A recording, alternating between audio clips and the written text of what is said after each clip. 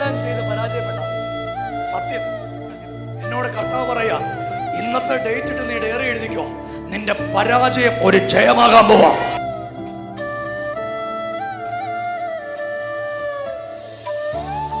മൂന്ന് പേരും വിവാഹം കഴിച്ച് വിവാഹം ഡിവോഴ്സ് ആയിപ്പോയി.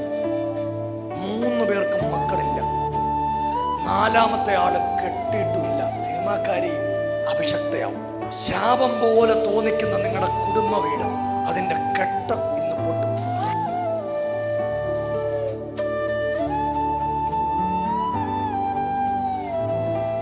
വലിയ പൊട്ടുകാരി കൂടെ ആരുണ്ട്?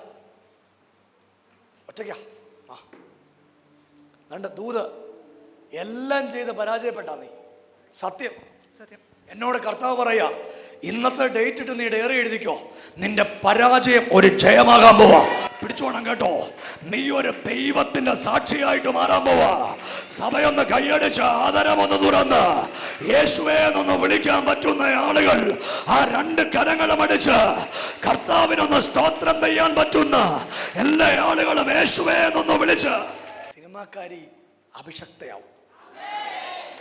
ഒരാമയും പറഞ്ഞു. ഞാൻ ഈ വലിയ പൊട്ടുകാരിയെ കണ്ടപ്പോൾ കർത്താവ് എന്നോട് പറഞ്ഞു, ഇവളൊരു അഭിഷക്തയായിട്ട് മാറും. ഞാൻ നമ്മളോട് ദൂത് പറയാ, സിനിമാ ലോകത്തിലെ ഒത്തിരി പേരെ നമ്മുടെ ദൈവത്തിന് കൊണ്ടുവരും.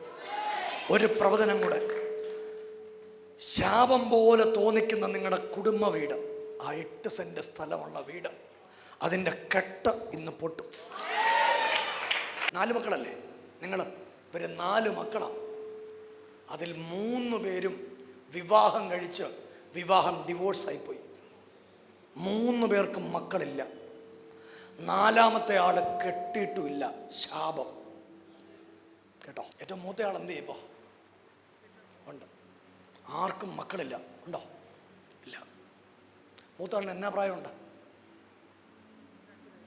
45 വയസ്സ്. ഇനി ഒരു പ്രതീക്ഷയില്ല. പക്ഷെ ഈ വീട്ടിൽ ഇന്ന് യേശു കയറി ചെല്ലും. ഒന്ന് പ്രാർത്ഥിക്കാവുന്ന ആളുകൾ ആ കരമൊന്നടിച്ചൊന്ന് പ്രാർത്ഥിക്കാൻ പറ്റുന്നവർ ഒന്ന് കരമടിച്ചൊന്ന് പ്രാർത്ഥിച്ചോ. പരിശുദ്ധാത്മാവെന്നോട് പറയുക, ആ വീട്ടിലേക്ക് ദൈവം ഇറങ്ങിച്ചെല്ലാൻ പോവാ. ആ വീട്ടിലേക്ക് ദൈവം ഇറങ്ങിച്ചെല്ലാൻ പോവാ. ആ വീട്ടിലേക്ക് ദൈവം ഇറങ്ങിച്ചെല്ലാൻ പോവാ.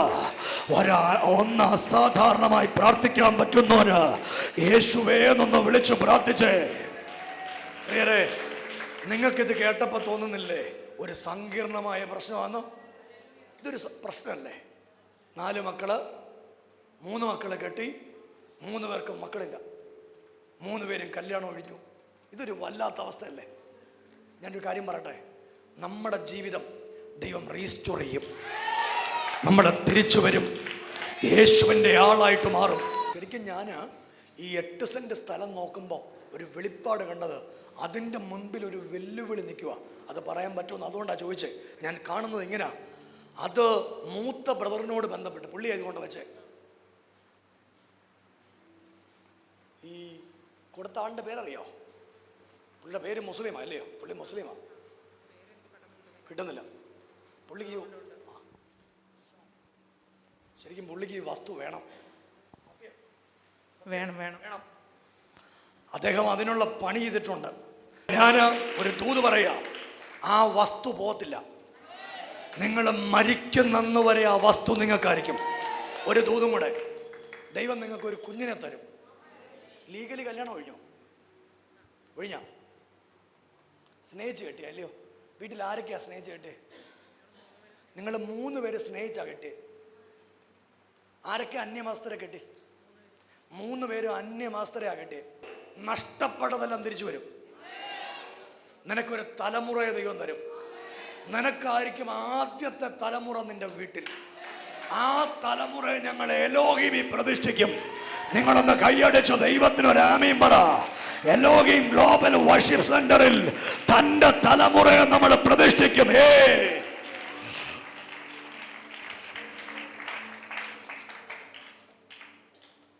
ഏത് ഫീൽഡിൽ പോയാലും യേശുവിനെ മറക്കല്ല. യേശുവിന് വേണ്ടി ജീവിക്കണം. ജീവിക്കുമല്ലോ. യേശുവിനെ മറക്കല്ല, എലോഹിമിനെ ഓർത്തോണം.